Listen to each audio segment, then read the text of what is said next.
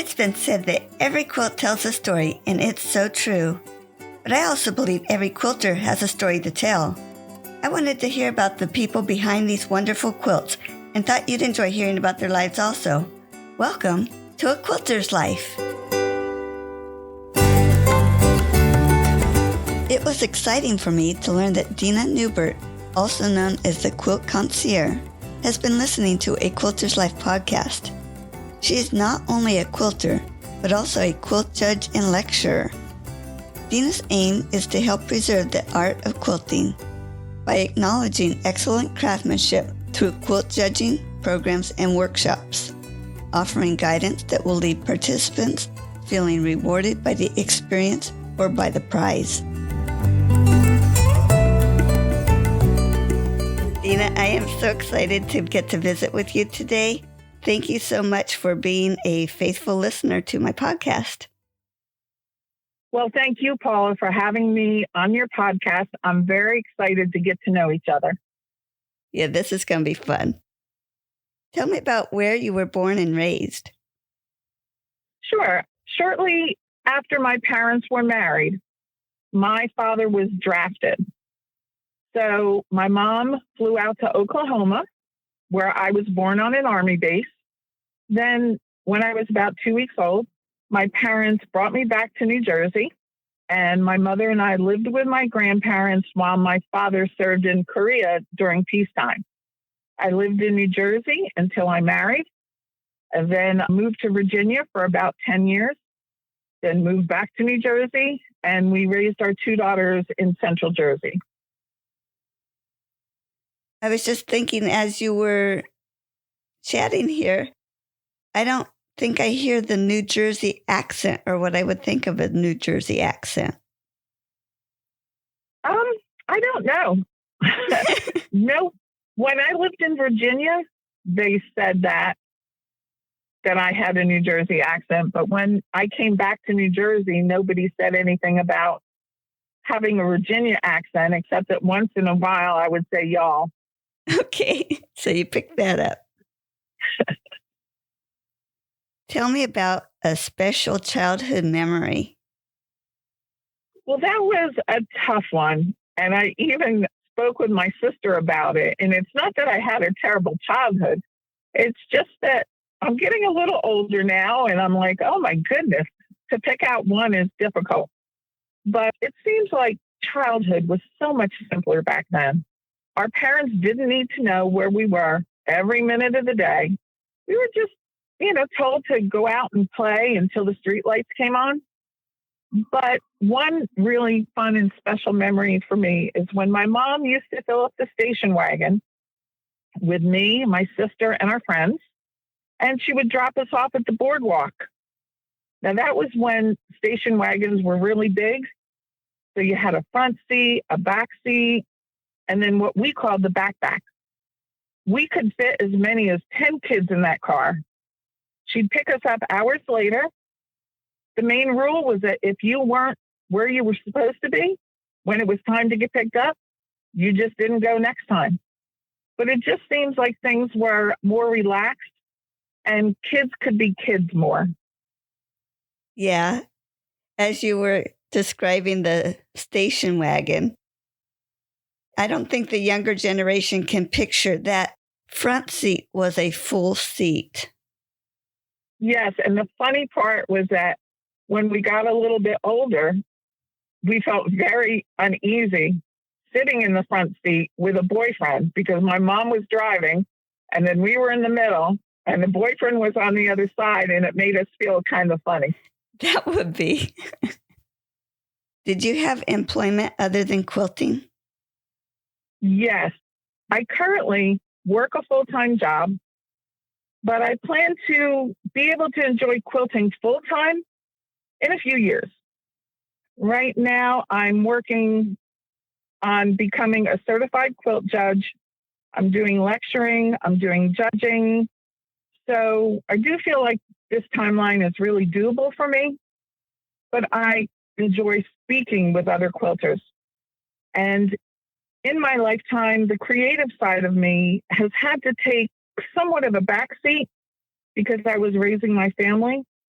But now that my family has grown, my creative side can be enriched and shared with others. So that's what I'm doing. That's something really to look forward to. Could you tell me a little bit about the job you have right now? Sure. I had started working out in Atlantic City for the casinos. I worked at the casinos for 20 years and then decided that I wanted to make a change. So I'm now an executive administrative assistant for the vice president of a durable medical equipment company. And I enjoy the company I work for and the work that I do. Nice. You said you came back to New Jersey. Are you in the same town or a different part of New Jersey? I'm in the same area. I was raised near the Jersey Shore, then went to Virginia, then came back, mainly because of the job market, because the job market at that time in Virginia was very tight. There were better options in New Jersey. When I first came back, we were in South Jersey and then ended up moving more to Central Jersey.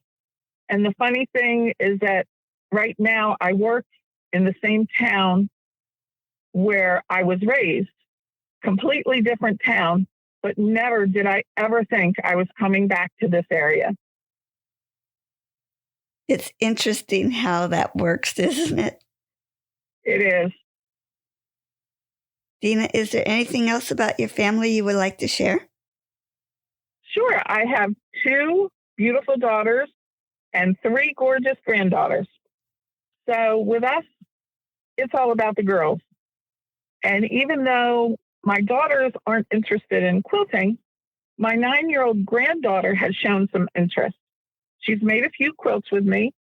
And last weekend, she even attended a guild workshop with Ellie Levy from Philadelphia with me, and she had a great time weaving a quilt. But I have to admit that my family, they all love it when I make quilts. They just aren't interested in making them themselves. It's fun to watch who it draws in and who it doesn't, isn't it? Yes, and the funny thing is that for the workshop, I asked my granddaughter, what colors do you want to use? And she told me, but then before the workshop began, she had already changed the color palette. Besides quilting, are there other crafts you do or have done?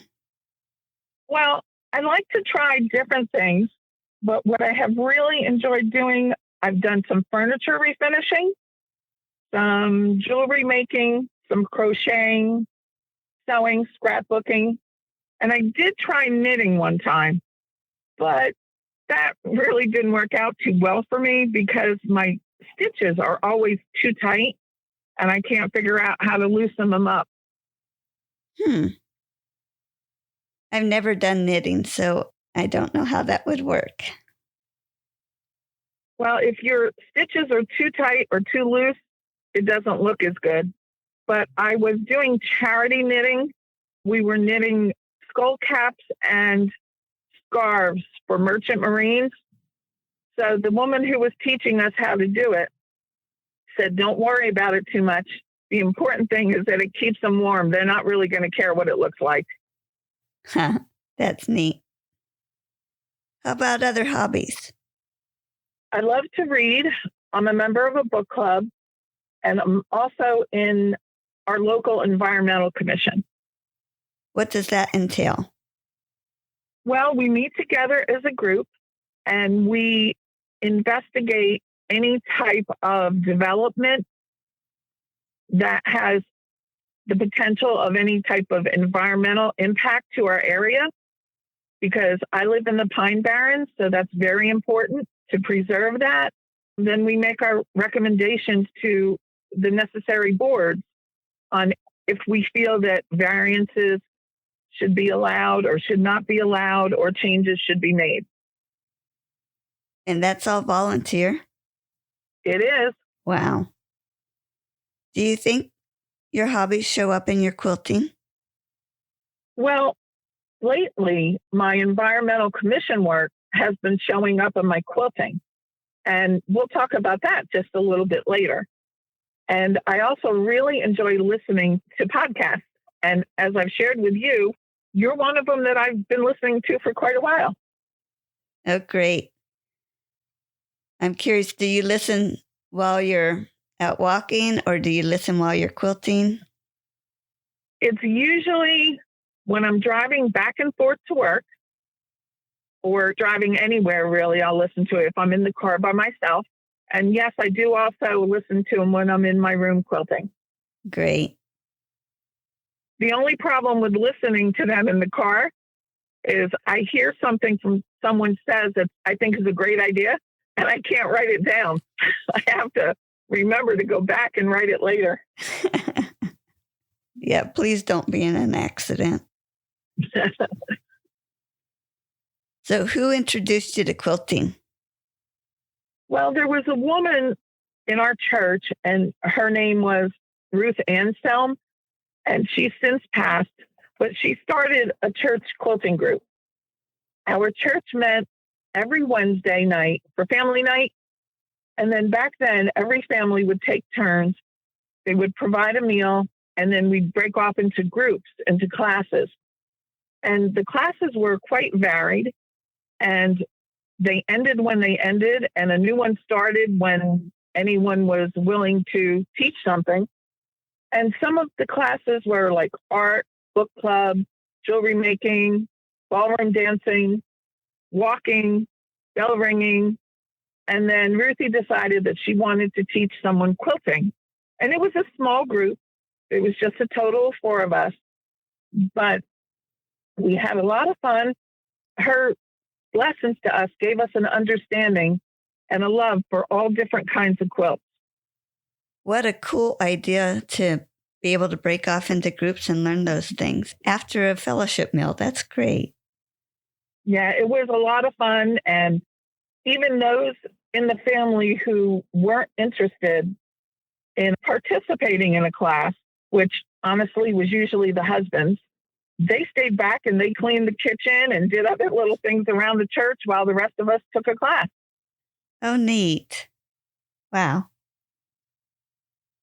Do you have a favorite quilt, whether it's one you made or someone else made? Well, I really can't say that I have a favorite, but in studying to become a certified quilt judge, the more that I learn about quilts, the more I appreciate all different types of quilts, even though I didn't think I really cared for them to begin with. And sometimes, once you hear the story of a quilt, like why the maker made that quilt or why the maker used that fabric, the quilt takes on a new beauty all of its own. But if I had to pick a personal favorite, say in a viewer's choice situation, I like anything that sparkles or that when I look at it, it's fun and it makes me smile. You're making me want to jump ahead and start asking you about quilt judging, but I will hold off. Thanks. Let's go on to, how about a favorite tool? I can't really name a favorite tool, but if you can count a sewing machine as a tool, it would be my featherweight. I love piecing on my featherweight because the machine is so easy to use. I am very fortunate to have been gifted 2 featherweights from my generous boss. I have a tan one and I have a celery one. And I love that I'm able to work on them myself and be able to correct small mechanical issues because I am not mechanically inclined.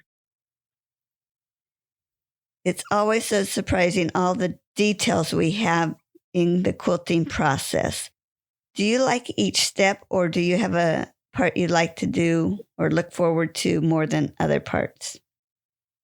Well, I do enjoy doing all of it, but my favorite parts are when I pick it out and I'm first reading all the instructions before I get started. And then also when I see the quilt start to come together on the design board. I love playing with the placement of the pieces and deciding where to put each block. It's just like putting a puzzle together. how big is your design board? It's not very big. It's actually the closet door on my closet. It is so fun to see it start coming together, though, isn't it? Oh, it is. And especially when you put it together and then you back up and you're like, ooh, I don't like that. And then you decide to start switching them around. Have you ever had to walk out of the room for a half hour or so and then come back? Yes, most definitely. Especially, I think, because whereas my room might be straight to begin with, and then I just do my thing. I don't care that I throw scraps on the floor. Of course, I clean them up later. But sometimes I just like, oh, this is too much. I just have to get out of this room and come back a little bit later and look again. Yeah. Share your worst quilting experience. I guess this is a fun question for you, but I was like, oh, no. So I guess that my worst quilting experience was trying to do a Zoom workshop during the pandemic. And like a lot of guilds, ours had gone to Zoom in hopes of keeping our guilds alive. And this was the first Zoom workshop I had taken. And the teacher was a great teacher. The teacher was very accomplished. But it was in the early days of Zoom. I realized that I do much better with in-person workshops. I like to see what the instructor is doing face to face. And I also enjoy when I have my sew sisters there, SEW, and they can show me when I'm doing something wrong.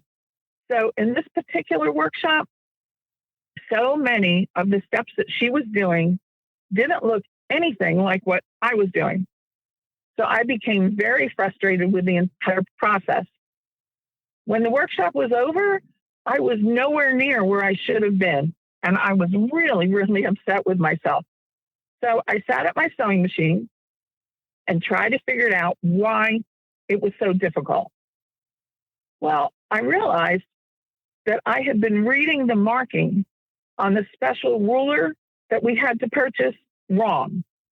And that somewhere during the workshop, I had started using the right markings.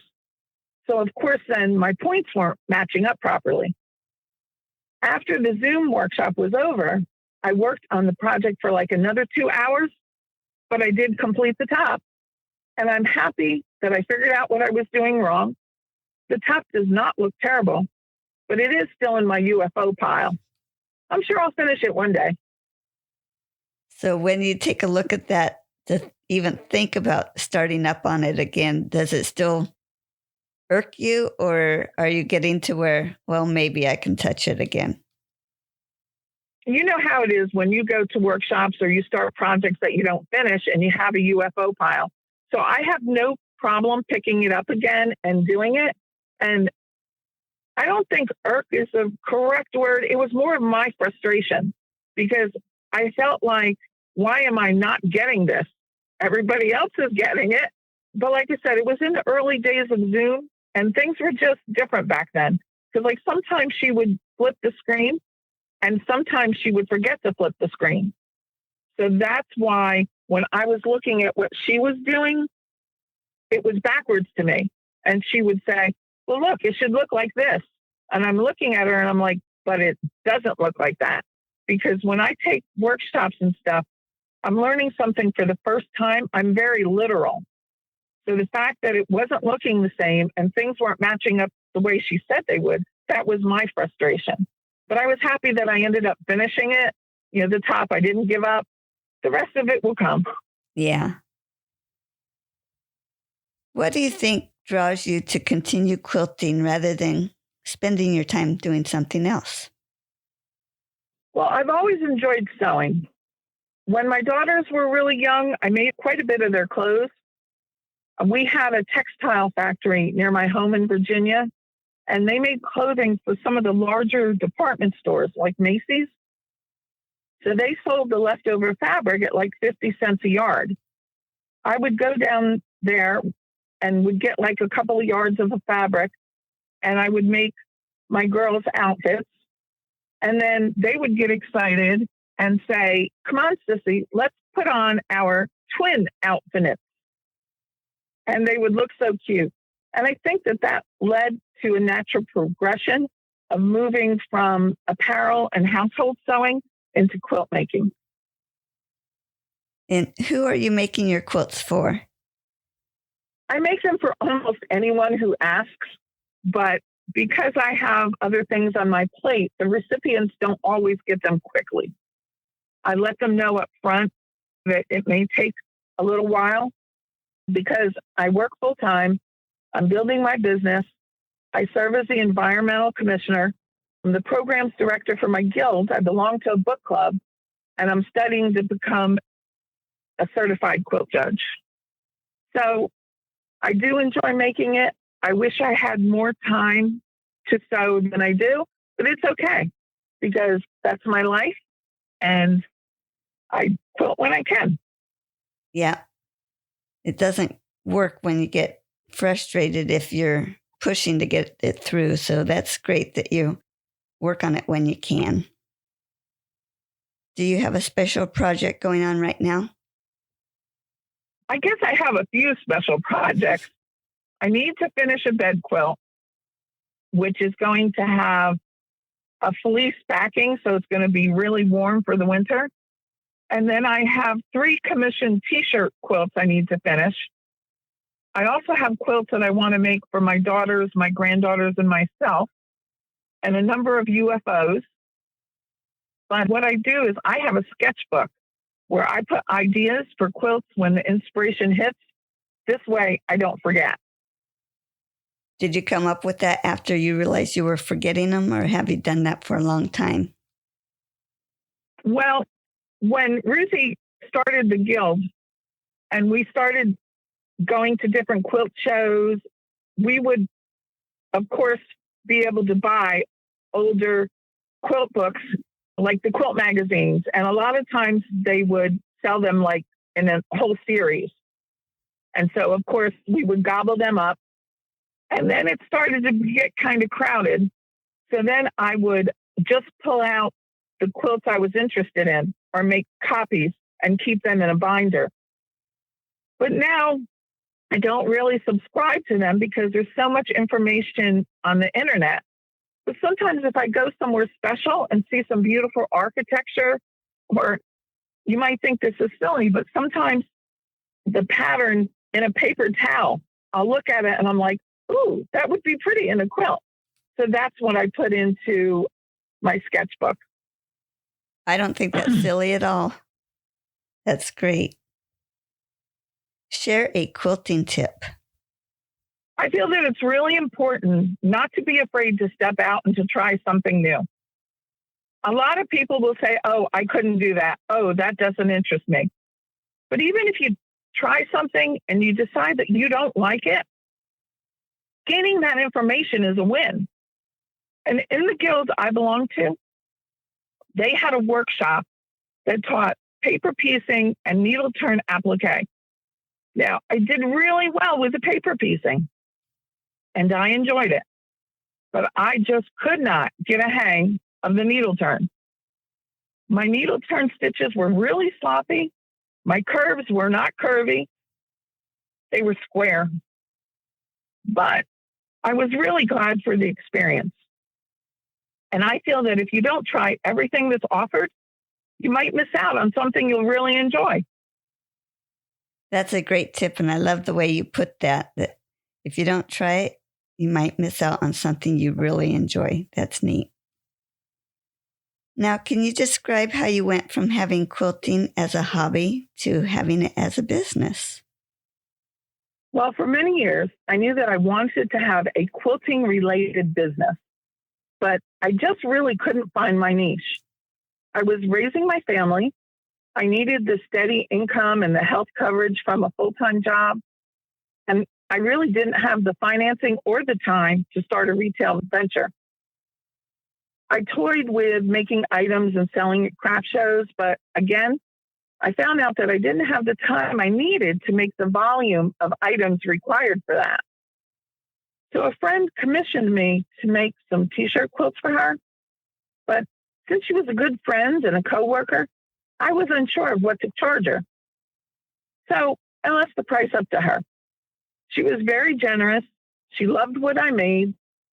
And so I started making quilts for other people here and there whenever I could find the time. Sometimes I charged them. Sometimes I didn't. I also made a few custom baby quilts for my youngest daughter to give to a friend. And then when that same daughter had a gender reveal party, I made her a simple double-sided 9-patch quilt that was pink on one side and blue on the other. And that's how we found out that we were having our third granddaughter. Then my guild hosted a 2-day workshop on becoming an NACQJ certified quilt judge. The 2 days were very intense and very informative. After some additional training, I thought that judging was what I wanted to do. So I shadowed the certified quilt judge, and I stood behind her as she evaluated the different quilts. And I got very excited when I was thinking in my own mind comments I would make on the quilt. And she said some of the same comments. And that's when I knew that I wanted to become a quilt judge. So shortly after shadowing that judge, I went to a quilt show in South Jersey with some friends, and it was a viewer's choice show. So after the show, I reached out to the organizer. I told her what my goal was to become a certified judge and asked if she would be interested in having me judge a special category to help me with my training. So she said yes, and she decided on trapunto. She also wanted me to give a lecture on trapunto and what a quilt judge looks for when evaluating a quilt. But sadly, that was the year that COVID hit. So that show, along with the 7 other shows I had on my schedule, were canceled. Then, surprisingly, about 2 weeks before the date the show was to be held, they changed their mind and decided that they could have the quilt show after all, but they would do it virtually. So she contacted me and said, "Are you interested?" I said, "Absolutely," not having any idea how I was going to come up with a business name and a Facebook page because my lectures were going to be on Facebook Live. But with the help of a dear friend, we got it together, and it was great. I completed my lectures. I judged the trapunto category, and I selected Best in Show. The organizer once again contacted me to judge the same show earlier this year. So I gave a lecture on no-waste quilting, and I awarded first-place winners in 3 different categories. I really enjoyed judging and lecturing as much as quilting. Wow, you really had to pivot with what you wanted to do there and come up with that quickly. That is so wonderful. It's wonderful to have encouraging friends who say, "Do it, go for it. I'll help you. We'll get it done." I love it.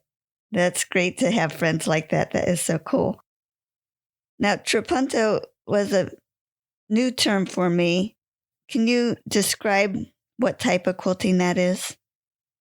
Sure. Trapunto is an old method of quilting that produces a raised area or makes a poofy area in your quilt. So typically, you would layer 2 fabrics together.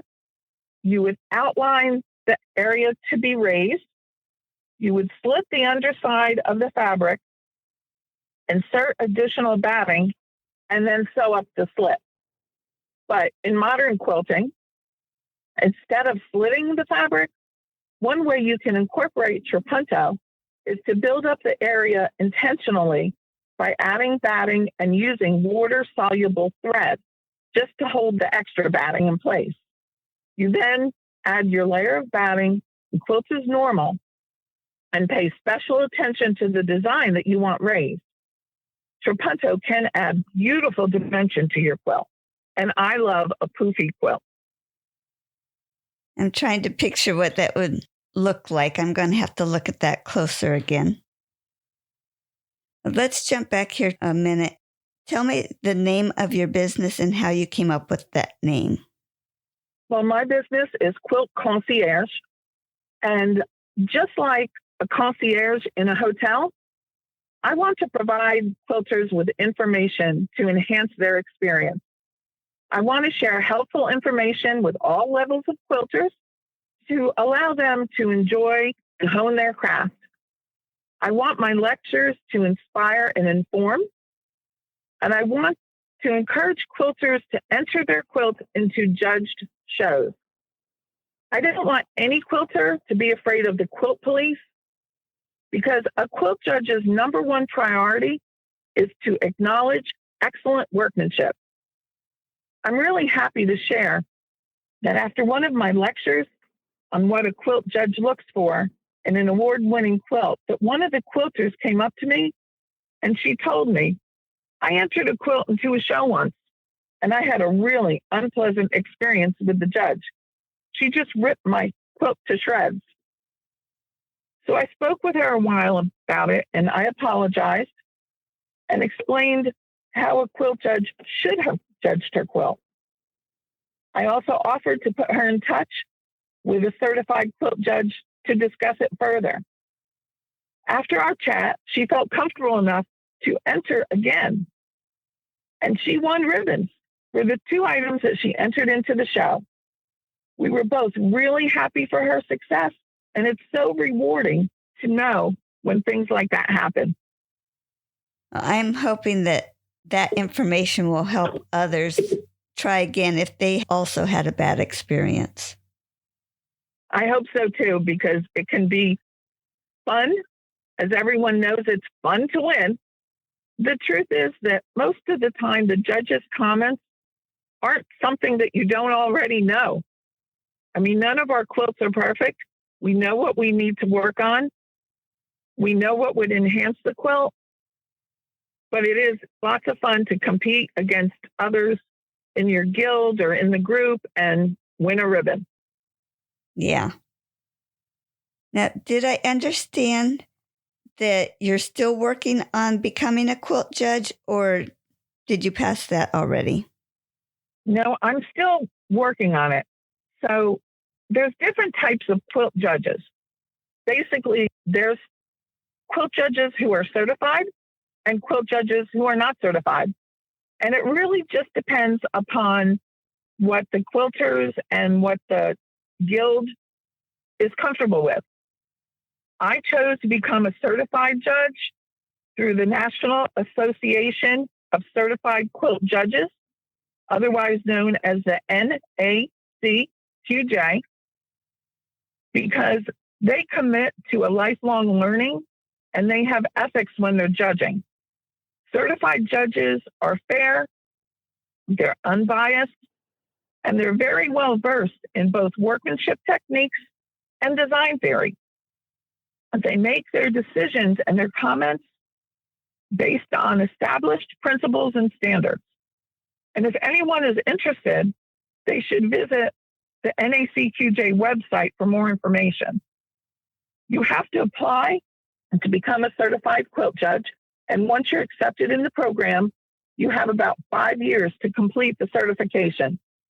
The program does not teach someone how to become a judge, but it certifies someone who already has judging experience. That's interesting that they already have the experience. You have to have some experience before you apply. And then, of course, as you go through the certification process, you have to continue judging. How neat. I'm wondering, from something you said, it piqued my interest of learning to judge. At the beginning, you had to learn to appreciate other types of quilts. And I'm sure that knowledge has allowed you to learn about a lot of different quilts. Yes. Well, the woman who taught me how to quilt was a traditionalist. She liked traditional quilt blocks. That's basically what she made. For instance, if she saw a pattern she liked, she most likely used those same colors in her quilt. which is fine. It's what most of us do. But learning more about the different quilts, about how they're constructed, like, for instance, more modern quilts or art quilts, a lot of times there's a story behind it that you don't even know. And in every quilt, a quilter puts part of herself or himself. So that's what really makes each one special. And in some shows, are those stories written out, given with the quilt, or do you not know? Well, in a viewer's choice, people are just voting on what they like. In a judged quilt show, the ones that I've been involved with, you know what category the quilt is in. So that kind of tells you what you should zero in on. For instance, if it's an applique quilt, you would look at that. If it's a more traditional quilt, you may concentrate more on the blocks. But you generally do not see a story card and you do not see a quilt maker's name until all of the judging is over, because your judging needs to be unbiased. And I have judged quilts, and then later on, I saw them hung and went back and seen the story card. And while the quilt was not chosen for an award, the story melted my heart and made me appreciate it more. Wow. Are you ever able to tell the quilter that you appreciate it more with knowing the story? Well, when you judge a quilt, you write comments. So again, those comments have to pretty much be unbiased. But sometimes after the judging, if you're invited to a luncheon, a couple of days later, because what happens in the judging room stays in the judging room. And a lot of the times the quilters themselves don't know that they have gotten awards until they actually come to the show, because that's when all the quilts are hung and they see the ribbons. So I have not been able to do that, because if I'm judging the show, I'm not there for the show.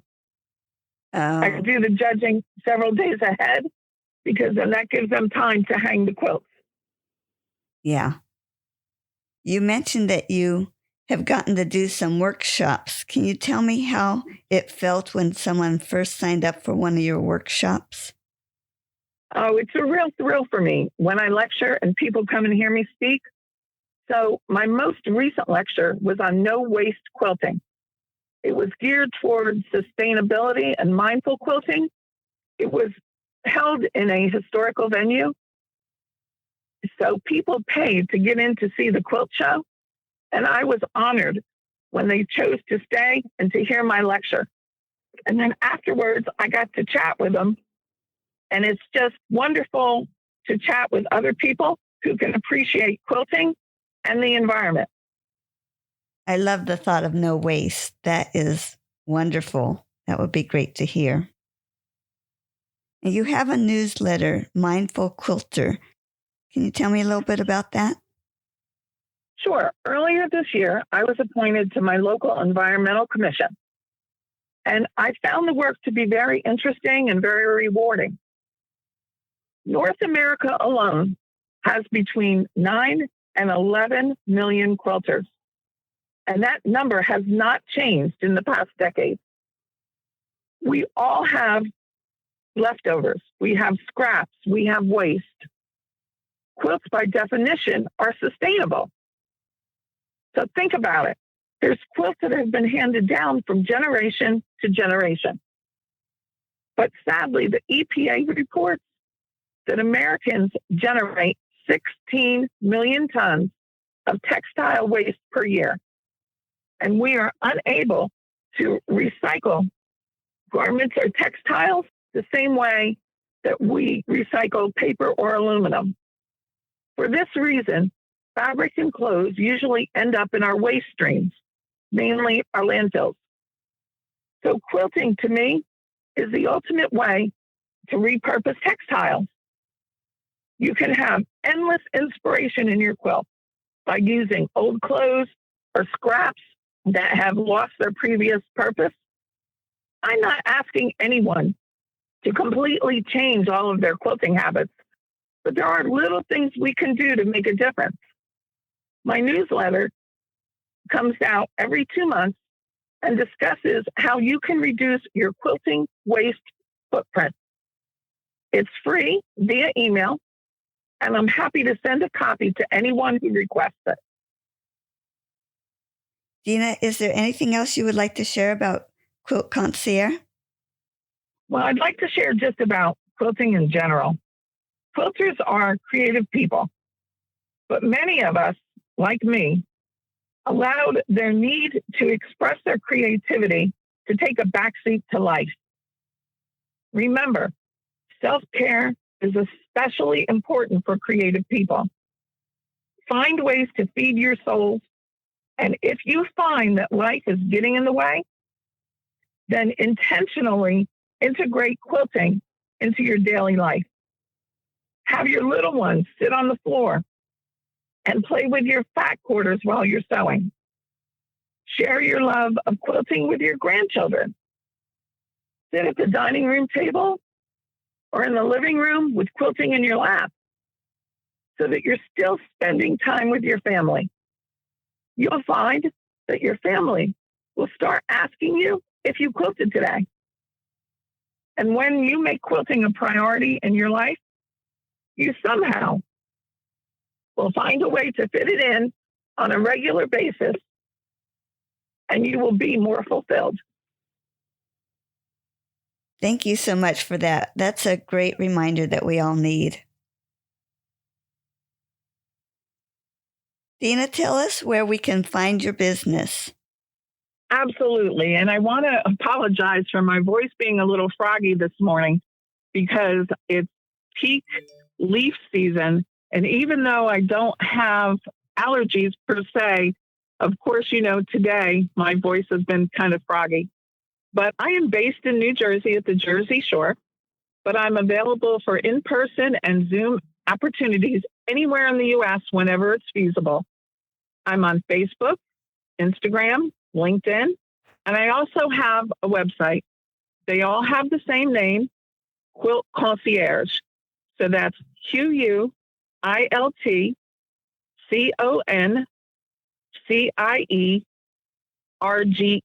Quilt Concierge. And Paula, thank you so much for having me on your podcast. I've enjoyed spending this time with you, and I look forward to listening to future podcasts. Great. It was great to have someone that has been listening, and I just love getting to meet you. Thank you so much. Thank you, Paula. All right. Bye-bye. Bye.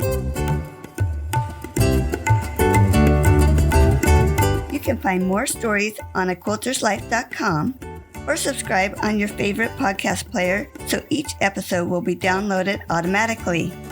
Also, I want to hear about you and your wonderful quilts.